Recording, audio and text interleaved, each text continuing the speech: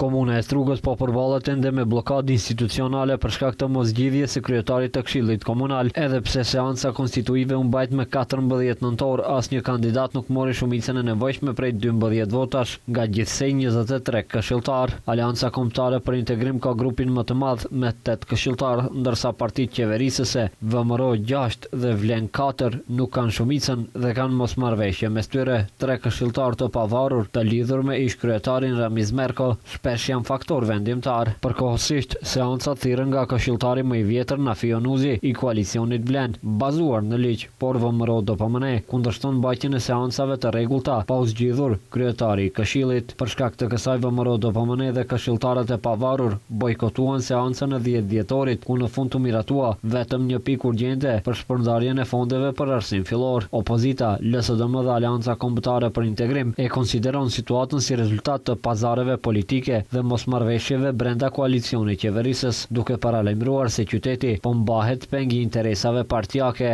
Nga ana tjetër, kryetari i komunës Mendi Qira mohon kërkesat jo parimore dhe shpreh pritjen që partnerët e koalicionit të gjejnë së shpejti një marrëveshje. Kryetari i komunës së Strugës Mendi Qira ditë më parë akuzoi Aleancën Kombëtare për Integrim se ka bërë koalicion të fshehtë me LSDM dhe listën e këshilltarëve të pavarur të Ramiz Merkos me qëllim paralizimin e punës së Këshillit. Ai paralajmëroi se nëse bllokadat vazhdojnë, do të kërkojë të shkohet drejt zgjedhjeve të jashtëzakonshme për Këshillin Komunal, për çka tha se ekziston dakordsi mes partive të shumicës, por AKI i ka quajtur të pabaza akuzat e qyrës. Sipas ligjit për vetëqeverisje lokale, Këshilli i Komunës mund të shpërndahet me vetë iniciativë, nëse për këtë deklarohen shumica e anëtarëve të tij. Shpërndarja e Këshillit mund të ndodhë gjithashtu nëse ai miraton përsëri një dispozitë që më parë është anuluar ose ndërprer nga gjykata kushtetuese. Sjell vendime që rrezikojnë sovranitetin dhe integritetin territorial të Republikës, nuk mblidhet për më shumë se 6 muaj, ose nuk e miraton buxhetin dhe llogarinë përfundimtare të buxhetit deri më 31 mars të vitit vijues.